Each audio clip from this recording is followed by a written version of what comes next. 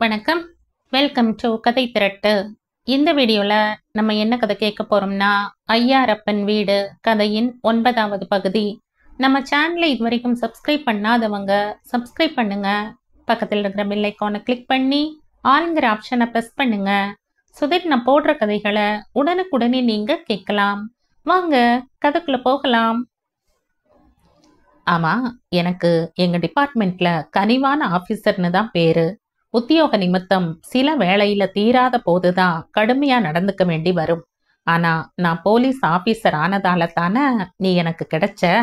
உனக்கு நினைவிருக்கா அந்த நாள் எல்லாம் கேட்டார் ரங்கராஜன். ஐய, நினைவில்லாமலா? எத்தனை இனிமையான சுகமான காலம் அதெல்லாம். மறக்குமா? முதல்ல எங்க அண்ணா உங்களை கூட்டிக்கிட்டு வந்த நாள் அப்படியே படமா இன்னிக்கும் நெஞ்சில ஓடிக்கிட்டே தான் இருக்கு என்றாள் தேவிகா. ஆமாம், முதல் நாள் கூட படிக்கும் நண்பன் என்று தேவிகாவின் அண்ணன் ரங்கராஜனை தங்கள் வீட்டிற்கு அழைத்து வந்த அன்று வீட்டில் தேவிகா மட்டும்தான் இருந்தாள். அறிமுகப்படுத்தி வைத்தானே அண்ணா. அந்த நேரம் மன்மத ஆதிக்க நேரமாக இருந்திருக்க வேண்டும். இருவர் நெஞ்சிலும் காதல் நரம்புகள் மீட்கப்பட்டன. ஆனால் ரங்கராஜனுக்கு இந்த மாதிரி விஷயங்களில் எல்லாம் குலை நடுக்கம். அதுவும் தேவிகா அப்பா அப்போதே டிஎஸ்பியாக இருந்தவர். பெரிய மீசை, நல்ல உயரம், அதற்கேற்ற ஆகிருதி. அதிரடியாகத்தான் பேசுவார். இடி இடி என்றுதான் சிரிப்பார். ஏதோ நல்ல உயரத்துடன் நன்கு விளையாடி பாடியும் நன்றாக பில்டப் ஆகி இருந்ததால் போலீஸ் ட்ரைனிங் எடுத்து அந்த வேலையிலும் சேரப்போகிறானே ஒழிய தன் தந்தை சரியில்லை என்ற தாழ்வு மனப்பான்மை எங்கு போகும்? லேசில் தன் எண்ணத்தை யாரிடமும் சொல்லவில்லை. சில பார்வை பரிமாற்றங்களை தவிர அவர்கள் இருவருக்குள்ளும் வேறு எதுவும் கிடையாது. ஆனால் அதையே தன் கூர்மையான பார்வையால் கவனித்துவிட்ட தேவிகாவின் அண்ணன் தனிமையில் தேவிகாவை கேட்க அவளும் ஆமாம் என்று தலையசைத்து விட்டாள். முக்கியமாக அவனும் போலீஸ் வேலைக்கு சேரப்போகிறான். நல்ல பையன் என்று அவள் அப்பா அம்மாவிற்கு பிடித்துவிட அவர்கள் சுந்தராவை அணுகி அவள் சம்மதத்தை பெற்றார்கள். சுந்தராவின் சார்பில் வரதன் சாமிநாதனுடன் பேசி அழகாக கல்யாணத்தை நடத்தி வைத்தனர். என்ன, அந்த காலத்துக்கே போயிட்டியா கண்ணம்மா என்றார் ரங்கா அவளை அணைத்திருந்த கைகளை எடுக்காமலே. நெஜந்தாங்க, நீங்க எனக்கு கிடைச்சத பெரிய அதிர்ஷ்டமா நினைக்கிறேங்க என்றாள் தேவிகா. இல்ல ராஜாத்தி, அதிர்ஷ்டம் என் பக்கம்தான் அதிகமாவே அடிச்சிருக்கு.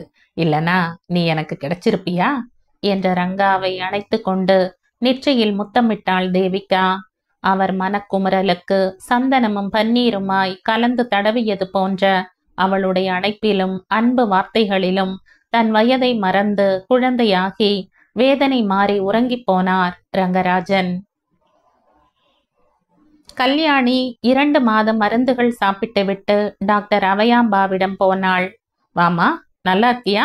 மருந்தெல்லாம் விடாம சாப்பிடுறியா என்று கேட்ட டாக்டர், உன் ஹஸ்பண்ட் எங்கம்மா என்று கேட்டாள். வெளியே இருக்கார் டாக்டர் என்றாள் கல்யாணி. ராமநாதனையும் உள்ளே வர சொன்ன டாக்டர், உட்காருங்க சார், நீங்க ரெண்டு பேரும் நான் சொல்றத கவனமா கேளுங்க.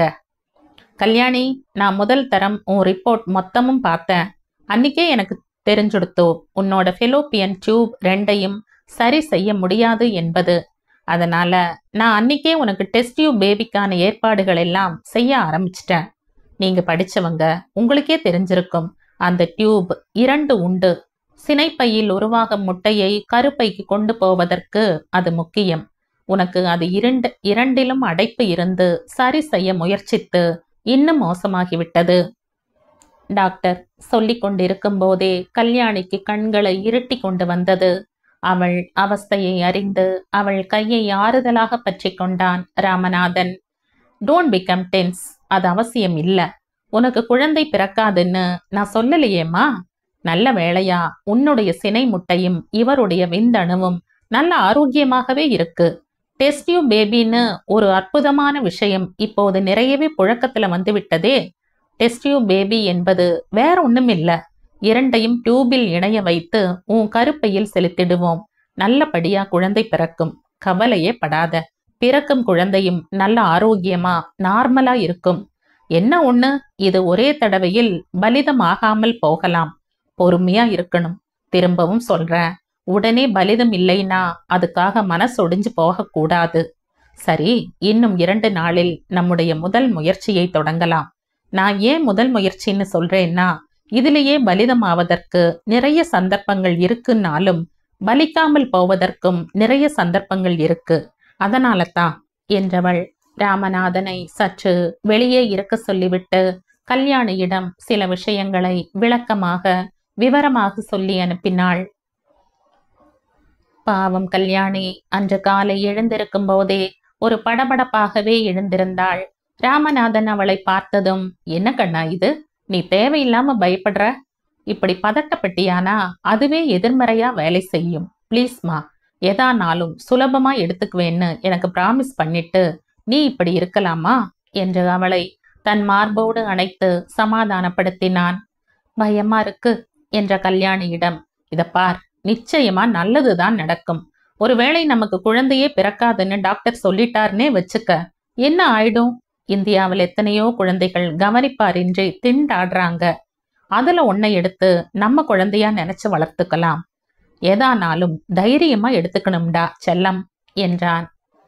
2 நாள் கழித்து கல்யாணியின் மனதை தைரியப்படுத்தி கொண்டுதான் வந்திருந்தாள். ராமநாதன், அத்தை 2 பேருமே கல்யாணியுடன் வந்திருந்தார்கள். பொன்னியத்தை முதலில் கூட வருவதற்கு மிகவும் தயங்கினாள். நான் வரலப்பா, ஏன் ராசி அவளையும் தொத்திக்குமோன்னு பயமா இருக்கு.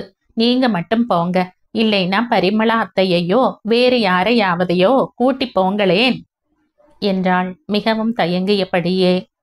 அத்தை, என்ன பேசுறீங்க நீங்க? 2 நாள் முன்னாடி சுந்தராம்பா அத்தையை எப்போதும் நடத்துவது போலத்தான் நடத்தணும்னு அத்தனை தீவிரமா சொன்னது நீங்க தானே? ரொம்ப அழகா இருக்கு நீங்க இப்ப பேசுறது. எங்க 2 பேருக்கும் நல்லது நடக்கணும்னு உங்களை விட யார் அதிகமா நினைக்க போறாங்க? வாங்க போகலாம் என்று கல்யாணி கண்டிப்பாக சொன்னாள். அதனால் தான் மூவருமாக வந்திருந்தார்கள். உள்ளே ஆபரேஷன் தியேட்டரில் கல்யாணிக்கு சிகிச்சை அளித்து முடித்த டாக்டர் வெளியே வந்தாள். சார், ஏன் வேலையை வெற்றிகரமா முடிச்சிட்டேன். God is great.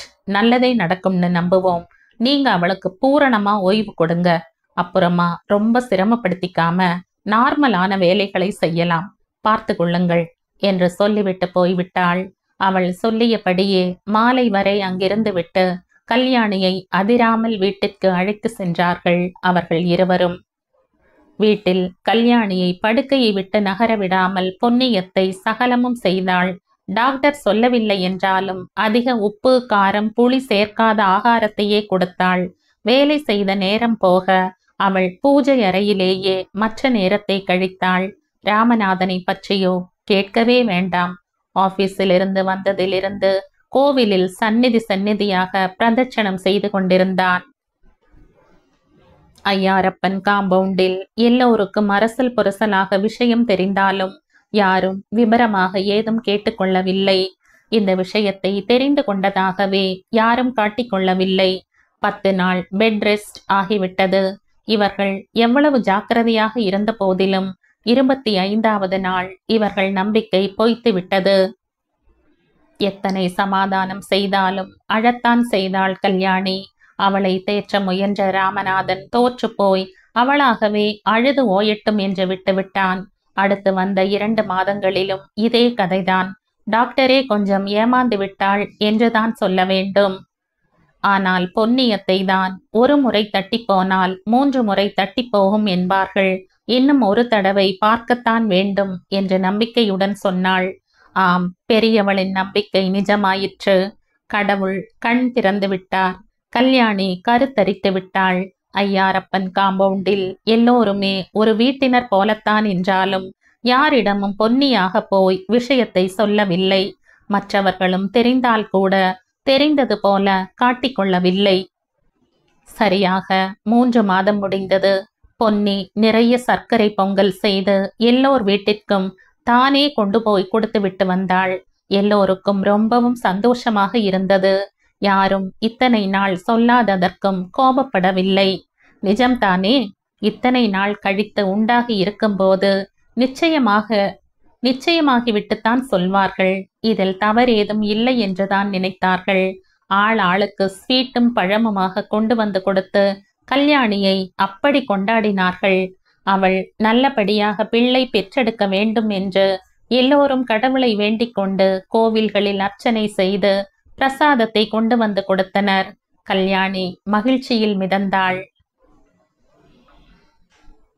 அன்றைக்கு சுபாவிற்கு பாடத்தில் ஏதோ சந்தேகம்.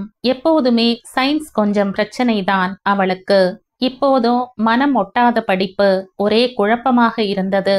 பாடத்தை எடுத்துக்கொண்டு கணேசன் வீட்டிற்கு போனாள்.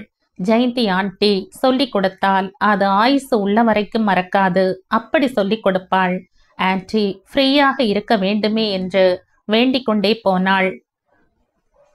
காலேஜில் பாடத்தை கவனிக்கிறதே இல்லையா என்று எப்படியும் கொஞ்சம் திட்டுவாள். வாங்கி கொள்ள வேண்டியதுதான். வேறென்ன செய்ய? ஃபெயில் ஆனால் எத்தனை அசிங்கம்! ஆன்டி என்று அழைத்து கொண்டே அவர்கள் வீட்டில் நுழைந்தாள் சுபாஷினி. ஜெயந்தி எங்கோ வெளியே போக தயாராகி கொண்டிருந்தாள். சாரிம்மா, எனக்கு இப்ப முடியாது, அவசரமா வெளியே போயிட்டு இருக்க என்று அவள் சொல்லி கொண்டிருக்கும் போதே விவேக் அங்கு வந்து விட்டான். என்ன சப்ஜெக்ட் என்று கேட்டான் சுபாஷினியை பார்த்து. கொஞ்சம் சயின்ஸ் தான் கேட்கணுமா இருந்தது, நான் அப்புறமா வரேன் என்று சொல்லி போக திரும்பினாள். கொண்டா இங்க, நான் பார்க்கறேன் என்றான் விவேக். இவள் தயங்க உள்ளே இருந்தே ஜெயந்தி, அவங்கிட்ட கொடு சுபா, அவன் சயின்ஸ் ஸ்டூடெண்ட் இல்லைனாலும் அதை பத்தி நன்னா தெரியும் என்றாள். டேபிளில் புத்தகத்தை வைத்துக்கொண்டு சேரில் உட்கார்ந்தான் விவேக். இவள் தனக்கு சந்தேகமான பாடத்தை எடுத்து அவன் கையில் கொடுத்தாள். இதயம் வெளியே குதித்து விழுந்து விடும் போல் அடித்து கொண்டது. அவன் படித்து கொண்டிருக்க இவள் அங்கேயே நின்று கொண்டிருந்தாள். உட்காரே சுபா என்றான் விவேக் பக்கத்தில் இருந்த நாற்காலியை சுட்டி காட்டியபடி. இவளுக்கு கால்கள் துவண்டன, தொண்டை வறண்டது, வயிற்றில் புரட்டல், கண்ணை கிர்ரென்று வருவது போல் இருந்தது. இத்தனையும் தன் உள்ளம் கவர்ந்தவனின் அருகாமை கொடுத்த பரிசு. ஜெயந்தி வெளியே போய்விட்டாள். மாடியில் விஜய் பாட்டு வைத்து கேட்டுக்கொண்டிருக்கும் சப்தம் கேட்டது. பிரதீப்பும் அதே ஹாலில் தான் படித்து கொண்டிருந்தான். ஆனாலும் இவளுக்கு அவன் தன்னை என்ன பண்ணி விடுவானோ என்று பயம். ரொம்ப நாளாகிவிட்டதா எனக்கு இந்த பாடம், உடனே புரியவில்லை, அண்ணி வந்ததும் கேட்டுக்கோ என்றான். சரி என்றவள் வீட்டிற்கு போக திரும்பினாள். ஒரு நிமிஷம் இந்தா என்று சொல்லி ஒரு பேப்பரை நீட்டினான். அவசரமாக அதை வாங்கி கொண்டவள் வேகமாக வீட்டிற்கு திரும்பி விட்டாள். நேராக தன் அறைக்கு சென்றவள் கதவை தாளிட்டு கொண்டு அவன் கொடுத்த காகிதத்தை பிரித்தாள். நாளை லஞ்ச் ஹவரில் நீ காலேஜில் இருந்து வெளியே வா, காத்திருப்பேன் உனக்காக என்று எழுதியிருந்தது. இவளுக்கு வேர்த்து விட்டது. என்ன துணிச்சல் இந்த விவேக்கிற்கு! இன்னும் இவள் தனக்கு அவனை பிடிக்கிறதாக கூட சொல்லலை. அதற்குள் என்ன துணிச்சல்! கடிதம் எழுதி நீட்டுகிறானே. இவன் என்ன என்னை வர சொல்றது? போகக்கூடாது, கண்டிப்பாக போகக்கூடாது என்று மனதில் நினைத்து கொண்டாள். இருந்தாலும் மனது படபடவென்று அடித்து கொள்ள அந்த லெட்டரை மறுபடி பிரித்து படித்தாள்.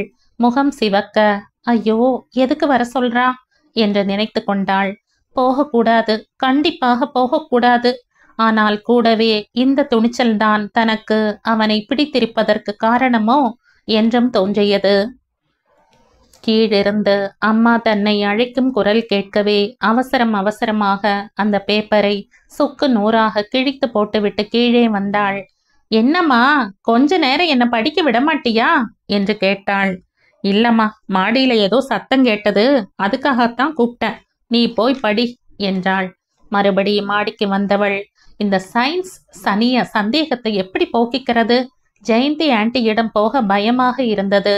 தன் சிநேகிதிக்கு போன் செய்து ஓரளவு தன் சந்தேகத்தை தீர்த்து கொண்டாள். ஆனால் அது மனதில் தங்கவில்லை. அடுத்த கவலை, நாளைக்கு அவனை பார்ப்பதாக வேண்டாமா? பார்த்து பேச ஆசையாயிருந்தது. ஆனால் மிகவும் பயமாக இருந்தது. யாராவது பார்த்துவிட்டால்?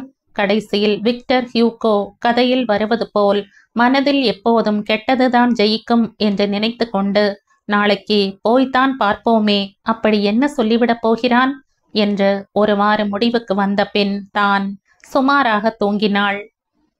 மறுநாள் கொஞ்சம் அக்கறையோடு ட்ரெஸ் செய்து கொண்டு காலேஜுக்கு கிளம்பினாள். இவளின் அலங்காரத்தை பார்த்த வினோதினி, என்னம்மா கண்ணு, சௌக்கியமா? இன்னைக்கு என்ன விசேஷம் என்று கண்களில் குறும்பு மிளிர கேட்டாள். ஒரு விசேஷமும் இல்ல. ஏன், எதுக்கு கேக்குற என்று கேட்டாள். பதிலுக்கு, இல்ல, இன்னைக்கு என்னமோ இவ்வளவு அமர்க்களமா காலேஜுக்கு போறியேன்னு கேட்டேன். சொல்லி வைத்தது போல அவள் இப்படி கேட்கவும் இவளுக்கு பக்கென்றாகிவிட்டது. போடி, உன் வேலையை பார்த்துண்டு என்று அவள் மேல் எரிந்து விழுந்துவிட்டு தன் அம்மாவிடம் சொல்லி கொண்டு புறப்பட்டாள். போனதிலிருந்து லஞ்ச் ஹவரையே நினைத்து கொண்டு உட்கார்ந்திருந்தாள். லஞ்ச் ஹவர் ஆரம்பித்ததும் அவசர அவசரமாக வாசலுக்கு ஓடினாள். அவள் எதிர்பார்த்தபடியே விவேக் முன்னதாகவே வந்து அவளுக்காக காத்திருந்தான். அவனை பார்த்ததும் ஒரு நிமிடம் அசந்து போனாள். அடே அப்பா, என்ன அழகு என்று நினைத்து கொண்டாள்.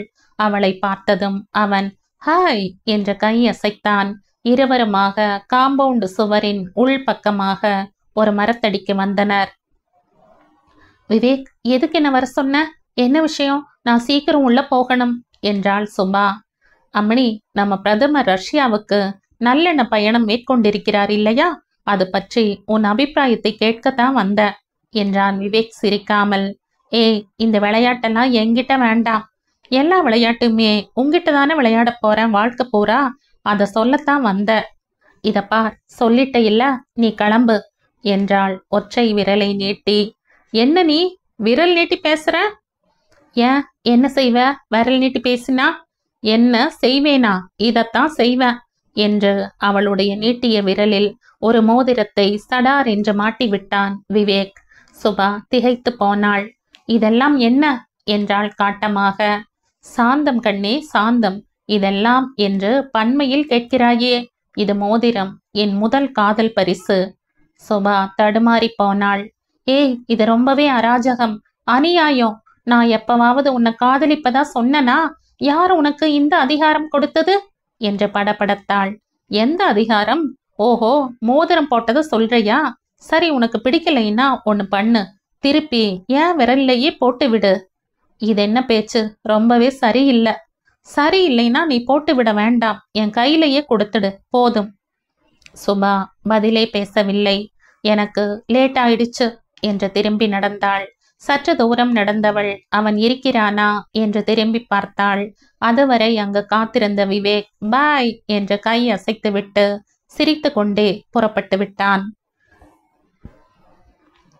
அவனுக்கு எத்தனை சாமர்த்தியம்! அழகாக வெள்ளி கூட இல்லாமல் ஒரு ஒயிட் மெட்டலில் வாங்கி இருந்தான். ரொம்பவும் அழகாகவே இருந்தது. வெள்ளி என்றால் கூட ஏது என்ன என்று அம்மா கேட்பாள். அதுவும் இந்த வினோ கடங்காரி கண்டிப்பாக குடைந்தெடுத்து விடுவாள். ஆனால் இது என்றால் சமாளிப்பது சுலபம். அடுத்த நாளும் லஞ்ச் நேரத்தில் ஒரு எதிர்பார்ப்புடன் வெளியே வந்து பார்த்தாள். அவள் நினைத்தது சரிதான். தோ நிற்கிறானே மரத்தில் ஒய்யாரமாக சாய்ந்து கொண்டு. விடு விடுவென்று அவன் அருகில் வந்தாள். கண்மணி, சுகமா என்ற Vivek. Hi darling, you are looking great ya என்றான். நோ ஐஸ் ப்ளீஸ் என்ற சுபா. இத பார் விவேக், தயவு பண்ணி ஒரு 15 நாட்கள் என் வழிக்கு வராதே. ஏன், நான் நல்லபடியா என் எக்ஸாமை முடிச்சுடுறேன் என்றாள் கெஞ்சம் குரலில். அவ்வளவுதானே? என்னைக்கு பரீட்சை முடியுதுன்னு சொல்லு, அதுக்கப்புறம் நாம ரெகுலரா சந்திக்கலாம். ரெகுலரா சந்திக்கிறதா? எதுக்கு? ஐயே, என் மக்கு மகாராணி, இது தெரியாதா? நம்ம எதிர்காலத்தை பத்தி சிந்திக்கத்தான். நம்ம எதிர்காலம்? My God! நாம இன்னைக்கு காதலர்கள் தான், ஆனா நாளையே புருஷன் பொண்டாட்டி ஆயிடுவோமே. நம்ம எதிர்காலத்தை பத்தி யோசிக்க வேண்டாமா? நாம காதலர்கள்னே நான் ஒத்துக்கலையே. இதப்பா, நான் தந்த மோதிரத்தை நீ இன்னும் திருப்பி தரல. என்னை பிடிக்கலைன்னா அது திருப்பி தர வேண்டியது தானே. நான் என் வழியை பார்த்துக்கிட்டு போய்கிட்டே இருப்பேன். என் வழின்னா, நான் கேட்டது ஒரு வேளை கிடைக்கலன்னா வேறு எது கிடைக்குதுன்னு பார்த்து பின்னாடியே போக வேண்டியதுதான். எது கிடைக்குதோன்னு நீ மீன் பண்ணுவது என்னத்த? தோ பார், தோ போகுதே ஒரு நீல சுடிதார், அழகான தலைமயிர், டைட் பேண்டோட. அதா கூட இருக்கலாம். சுபா முகம் சிவந்து போனாள். உதடு துடிக்க ஆரம்பித்தது. ஒரு அழுகை அரங்கேற ஆயத்தமானது. ஏய், உனக்கோ என் மீது காதல் இல்லை, அப்புறம் நான் என்ன பண்ண உனக்கென்ன? சுபா கலங்கிய கண்களுடன் அவனை ஆழமாக பார்த்தாள். ஏய், இன்னும் டிராமா போடாத. எனக்கு நீ என்னை தீவிரமா காதலிக்கிறேன்னு ரொம்ப கிளியரா தெரியும். என்னைக்கு எக்ஸாம் முடியுது? கடைசி நாள் சிநேகிதிகளோட சினிமாவுக்கு போறேன்னு வீட்டுல சொல்லிட்டு வந்துடு நாம சேர்ந்து கொஞ்ச நேரம் செலவழிக்கலாம். ஓகே தானே? அது வரைக்கும் நான் உன்னை டிஸ்டர்ப் பண்ண மாட்டேன் என்று சொல்லி போக திரும்பியவன் திடீரென்று அவள் கைகளை பற்றி கொண்டு, கலங்காதிரு என் கண்மணியே, நான் என்றும் உன் அடிமைதான் என்று அமெரிக்க பவுடன் சொன்னான். சுபா சிலையாக நின்றாள். இவளுக்கு அப்பாடா என்றிருந்தது. தன் உணர்ச்சிகள் சுய கட்டுப்பாடின்றி வெளிவந்ததற்கு மிகவும் வெட்கமாகிவிட்டது. இருந்தாலும் பொய் கோபத்துடன், நீ யார் பின்னாடி வேணும்னாலும் போ, எனக்கு என்ன வந்தது என்றாள். ஹா, அப்படியா? 2 நிமிஷம் முன்னாடி அம்மையார பார்த்திருக்கணும், 4 கர்ஷீப் காணாது என்றான் விவேக். சரி சரி, நான் போறேன் என்று திரும்பினாள். சுபா கண்ணு, 15 நாள் கழிச்சு தொடருவோம் இல்லையா? தொடர்கிறோம். பாய் பாய் என்றவன் புறப்பட்டு விட்டான். சி, இன்னும் ஒரு 10 நிமிஷம் பேசி கொண்டிருக்காமல் போனோமே என்று இவளுக்கு துக்கமாய் வந்தது. காலேஜில் பாடத்தில் மனதை செலுத்த முயன்று தோற்று போனாள். இவன் நினைவை ஒதுக்கிவிட்டு படிப்பில் தீவிரமாக கவனத்தை செலுத்த வேண்டும் என்று நினைத்து கொண்டாள். வீட்டிலும் கூடுமானவரை அவன் கண்ணில் படாமல் தவிர்த்துவிட்டு படிக்க ஆரம்பித்தாள். நான் நன்றாக படிக்கக்கூடியவள், இது இடையில் வந்த எண்ணம், இதை ஒதுக்குவேன் என்று அவ்வப்போது தனக்குள் சொல்லிக்கொண்டு சமர்த்தாக படித்தாள். தீபாவளி நெருங்கிக் கொண்டிருந்தது. வீட்டுக்கு வீடு, நீ என்ன பட்சணம் பண்ண போற, நீ என்ன புடவை வாங்குன என்கிற பேச்சு. ஐயாரப்பன் காம்பவுண்டை பொறுத்தவரை திவ்யா இல்லாதது லக்ஷ்மி சீனிவாசனுக்கு வருத்தம் என்றால், அப்பா தவறிவிட்டாரே, பண்டிகை பண்ணலாமோ கூடாதோ என்று ரங்கராஜனுக்கு சந்தேகம். 12 வருஷத்துக்கு மேல் பார்க்காதவர்களுக்காக இதெல்லாம் கொண்டாட வேண்டியது சாஸ்திரமும் இல்லை, லாஜிக்கும் இல்லை என்று தேவிகா ஒரே அடியாய் அடித்து சொல்லிவிட்டாள். எல்லா வீடுகளிலும் கல்யாணியை மட்டும் அவசியம் என்ன பட்சணம் செய்யலாம் என்று கேட்டுக்கொள்ள தவறவில்லை. சுந்தரா அன்று காலை சமையலுக்கு பிறகு கொஞ்சம் மெஷினுக்கு போக வேண்டிய சாமான் எல்லாம் தயார் செய்துவிட்டு சாப்பிட்டாள். அந்த செய்தி வந்த பிறகு ஒரு 4 நாட்கள் போல ரங்கா அம்மாவின் முகத்தை பார்த்தே பேசவில்லை. அவர் அப்படி நடந்து கொண்டது சுந்தராவை மிகவும் பாதித்தது. ஏன்பா ஒரு மாதிரி இருக்க என்று பிள்ளையை கேட்டாள். ஒன்றுமில்லை என்று ரங்கா சொன்னாலும் சுந்தரா தேவிகாவிடம், என்னம்மா, ரங்காவுக்கு என் மேல ஏதாவது கோபமா, ஏன் இப்படி இருக்கா என்று கேட்டாள். என்ன அத்தை, நீங்க யாராவது அம்மா மேல கோவிச்சுப்பாங்களா? இல்ல நீங்க அப்படி கோபப்படும்படி என்ன செஞ்சிட்டீங்க?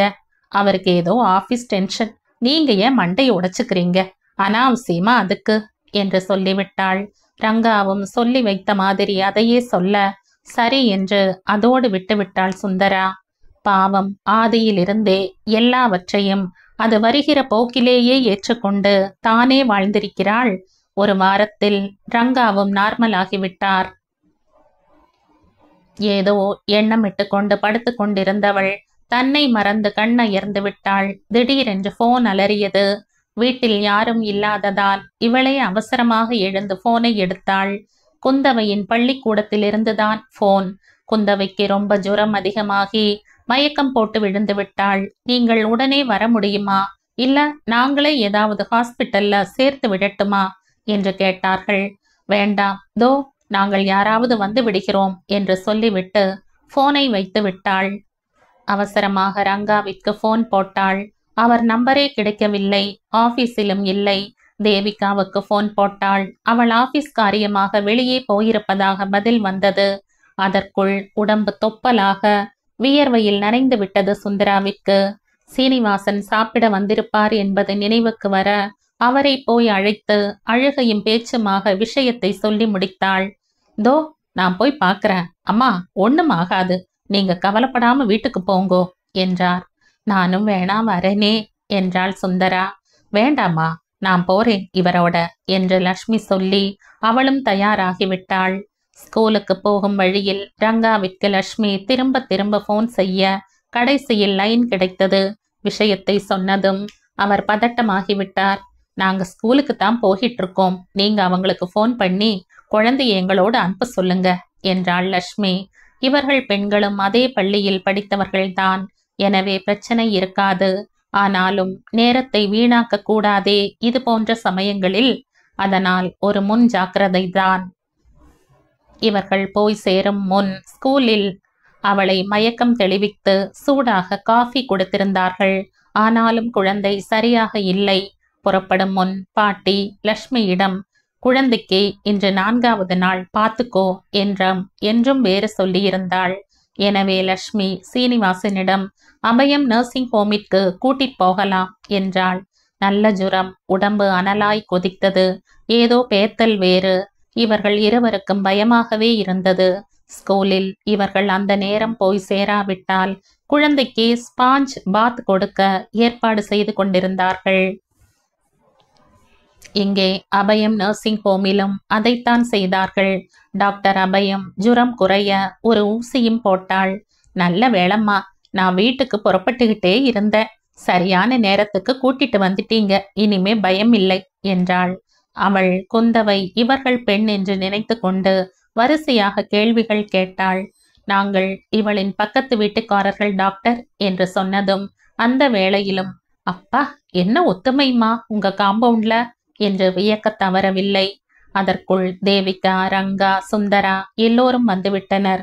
காலையிலேயே தலை சுத்துகிறது, வாந்தி வருகின்றது என்றாளாம். அப்புறம் சாப்பிடவும் இல்லையாம். ஆனால் காலையிலேயே ஜுரம் இல்லை.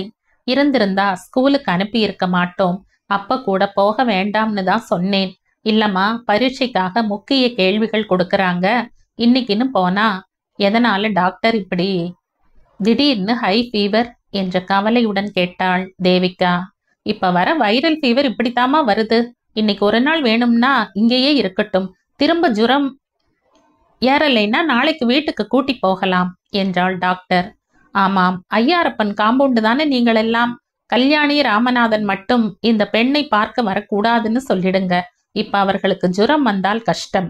ஆன்டிபயாட்டிக்கும் கொடுக்க முடியாது. அதனால தான் சொல்கிறேன். முடிஞ்சா அவங்க அத்தை வீட்டுக்காரர் யாரையுமே உங்க வீட்டுக்கு வர வேண்டாம்னு சொல்லிட்டீங்கன்னா நல்லது என்று சொல்லிவிட்டு மறுபடியும் குந்தவையை பார்க்க போனாள் டாக்டர். இதற்குள் அவளுக்கு ஜுரம் குறைய ஆரம்பித்திருந்தது. கண் கலங்கி உட்கார்ந்திருந்த ரங்கா, தேவிகா தம்பதிகளுக்கு ஆறுதல் சொல்லிவிட்டு சீனிவாசன் கடைக்கு போனார். சுந்தராம்பாவையும் வற்புறுத்தி கூட்டி போனார்.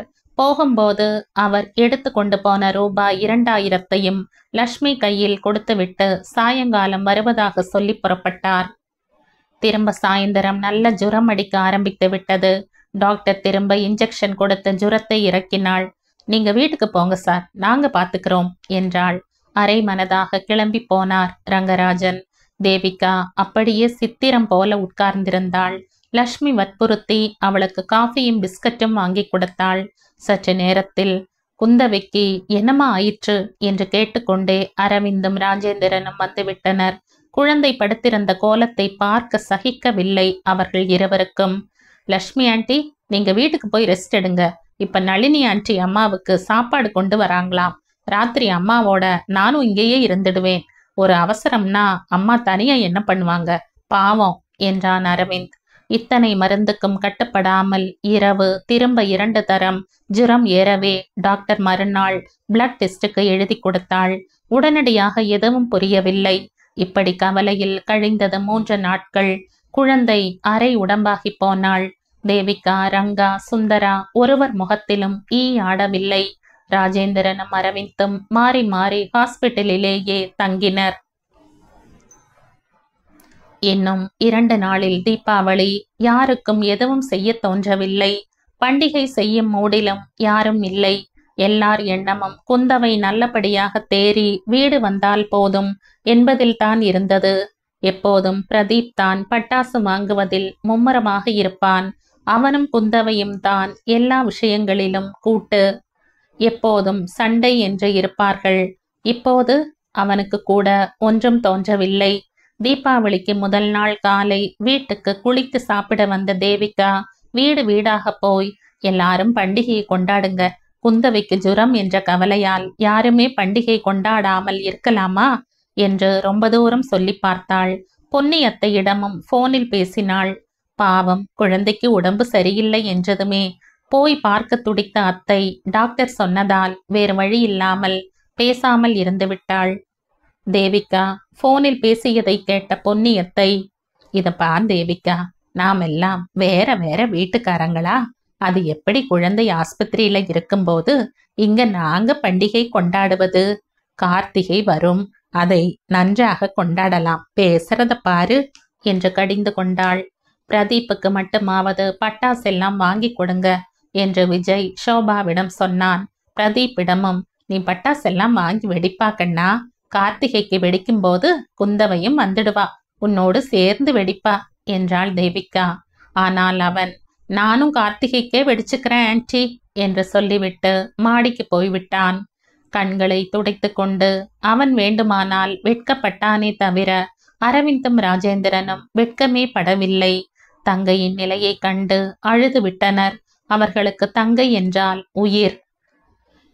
ஆஸ்பத்திரியை விட்டு யாரும் அப்படி இப்படி நகரவில்லை. தீபாவளி அன்று பாயசம் செய்து ஆண்டவனுக்கு நைவேத்தியம் பண்ணுகிறோம், அது போதும் என்று பரிமளா மாமி சொன்னது போல்தான் எல்லோர் வீட்டிலும் செய்தனர். பிரதீப் புதிய ட்ரெஸ் கூட போட்டு கொள்ள மாட்டேன் என்று விட்டான்.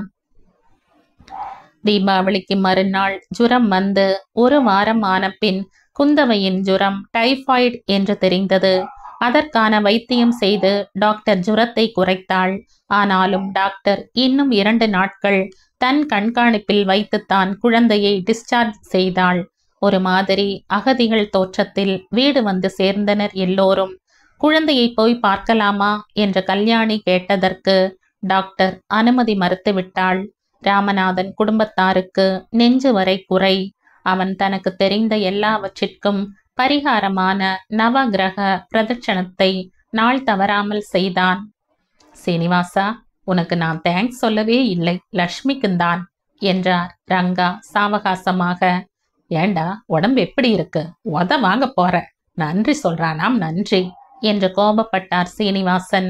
மொத்தத்தில் குந்தவை நல்லபடியாக எழுந்து நடமாடும் வரை யாருக்கும் அங்கு வேறு சிந்தனையே இல்லை என்றால் அது மிகையாகாது.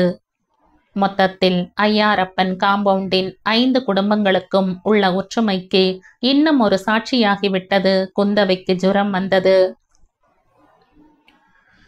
ஏமா ஷோபா, இது என்ன இப்படி சாப்பிட்டுட்டு எழுந்திருக்கிற? வேலைக்குன்னு வெளியில போற பொண்ணு இப்படி சாப்பிட்டா என்னம்மா போதும்? சக்தி வேண்டாமா உடம்புல என்று கேட்டாள் பரிமளா.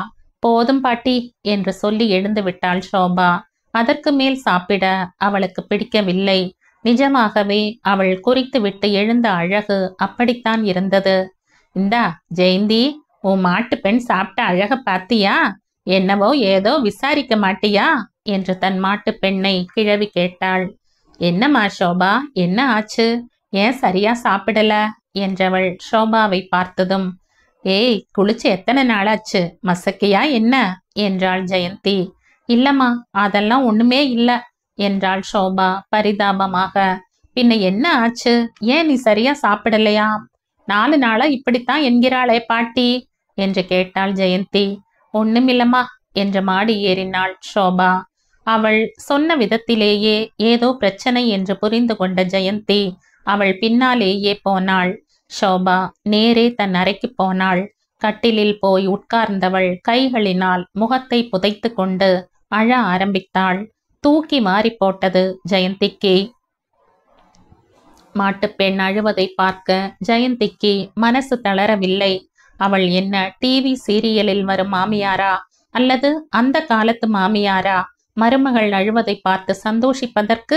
பதறிவிட்டாள். அதுவும் ஷோபாவின் அம்மா 2 வருடங்கள் முன் இறந்த பின் ஷோபாவை பார்க்கும் போதெல்லாம் தாயில்லாத பெண்ணாயிற்றே என்று இன்னும் பாசமாக இருப்பாள். ஷோபாவும் மென்மையான பெண். தன் நடத்தை, பேச்சு எல்லாவற்றாலும் அந்த குடும்பத்தினர் எல்லோரையும் கட்டி போட்டிருந்தாள். என்னம்மா ஷோபா, என்ன ஆச்சு? ஏன் அழற என்று ஜெயந்தி கேட்டதும் அவள் மடியில் படுத்து கொண்டு கதறிவிட்டாள். அவள் தலையை கோதிக் கொண்டிருந்த ஜெயந்திக்கு ரொம்பவே படபடப்பாகி விட்டது. ஆனாலும் அவள் சற்று அழுது ஓயட்டும் என்று காத்திருந்தாள். அம்மா, நான் மோசம் போயிட்டம்மா என்று அவள் கையை பிடித்து கொண்டு அழுதாள் சோபா. என்னடி சொல்ற? புரியலையே, சரியா சொல்லு, என்ன நடந்தது என்று கேட்டாள் ஜெயந்தி. பெரிய பிரச்சனை, எப்படி மீள போறனோ தெரியலம்மா என்று விசும்பினாள். என்னம்மா நடந்தது? சரியா சொன்னா தானே நான் ஏதாவது செய்ய முடியும் என்று ஜெயந்தி கேட்டாள். ஆபீஸ்ல ஒருத்த என்ன மோசம் பண்ணி பணத்தை திருடிட்டான். என்றாள் ஷோபா. சற்று நேரம் ஜெயந்தி பேசவில்லை. கல்யாணமாகும் போதே பெண் ஃபைனான்ஸ் கம்பெனியில் வேலை செய்கிறாள் என்பது அவளுக்கு பிடிக்கவில்லை. என்றைக்கானாலும் பிடுங்கல் பிடித்த வேலை என்று அபிப்பிராயப்பட்டாள். ஆனால் அவள் ரொம்ப புத்திசாலி. கவர்மெண்ட் வேலைக்கான பரீட்சை எழுதியிருக்கிறாள். ரிசல்ட் வந்ததும் அரசாங்க வேலைக்கான உத்தரவு வரும் என்று அவள் வீட்டினர் சொன்னதால் ஒத்துக்கொண்டாள். அப்போது அவளுக்கு அந்த பெரிய ஃபைனான்ஸ் கம்பெனியில் 4 வருட சர்வீஸ் ஆகியிருந்தது. நல்ல சம்பளமும் கூட. இவளுக்கு அரசாங்க வேலை வர 2 வருடமாகிவிட்டது. அதற்குள் அவளுக்கு ப்ரமோஷன் வந்து கிளார்க்கில் இருந்து ஆபீசர் ஆகிவிட்டாள். இவள் வேலையில் சிறந்து விளங்கியதால் இவளை விட இஷ்டமில்லாமல் இவளுக்கு சம்பளத்தை வேறு நிறைய ஏற்றி கொடுத்தனர். தவிர கவர்மெண்ட் வேலை வேறு வேறு ஊரில் போஸ்டிங் உடன் வந்ததால் இந்த கம்பெனியிலேயே நீடித்தாள். இதுவரை ஒரு பிரச்சனையும் இல்லாமல் இருந்தது. இப்போது என்னவோ இப்படி அழுகிறாளே, என்ன ஆகியிருக்கும்? இத்தனை எண்ணங்களும் ஜெயந்திக்கு ஒரு நிமிடத்தில் மனதில் தோன்றியவை. ஷோபா விவரம் சொல்லத் தொடங்கினாள். ஆபீஸில் சேஃப்டி லாக்கர் இருந்தாலும் கொஞ்சம் நிறைய பணம் சேர்ந்தால் உடனே பேங்கில் போய் கட்டி விடுவார்கள். ஒரு கிளார்க்காக தன் மேல் அதிகாரியுடன் பேங்கிற்கு போய் கொண்டிருந்த அவள் இப்போதுதான் ஒரு மேல் அதிகாரி ஆகிவிட்டதால் கிளார்க் துணையுடன் போவது வழக்கம். தீபாவளிக்கு மறுநாள் சாயந்தரம் ரூபாய் 10 லட்சம் சேர்ந்து விடவே பேங்கிற்கு போகும் வேலை நேர்ந்தது. ஆனால் அந்த சமயத்தில் இவளுக்கு சில கணக்குகள் சரியாக முடியவில்லை. தலையை வேறு நமவென்று வலித்தது. எப்போதும் நாகராஜன் என்ற கிளார்க் தான் இவளுடன் கூட வருவான். அன்று அவன் தானே போய் வருவதாக சொன்னதும் இவளுக்கு இந்த வரை அவன் உதவி செய்கிறானே என்று சந்தோஷமாக இருந்தது. துணைக்கு யாரையாவது பியூனை அழைத்து கொள்ளுங்கள் சார் என்று சொல்லி பணத்தை கவுண்டிங் மிஷினில் எண்ணி கட்டி கொடுத்தாள். எப்போதும் பணத்தை பேங்கில் கட்டிவிட்டு என்ட்ரி போட அப்போதே நின்றால் ரொம்ப லேட்டாகிவிடும் என்பதால் அடுத்த நாள் பியூன் போய் போட்டு கொண்டு வருவது வழக்கம். நாகராஜன் பணம் கட்டி வருவதாக எடுத்து போனது ஒரு சனிக்கிழமை. ஞாயிற்றுக்கிழமை விடுமுறை என்பதால் திங்கட்கிழமை என்ட்ரி போட எடுத்து கொண்டு போன பியூன் திரும்ப பாஸ் புத்தகத்தை இவளிடம் கொடுத்து புது என்ட்ரி ஒன்றுமில்லை மேடம் என்று சொல்லவும் இவளுக்கு பகீர் என்றது.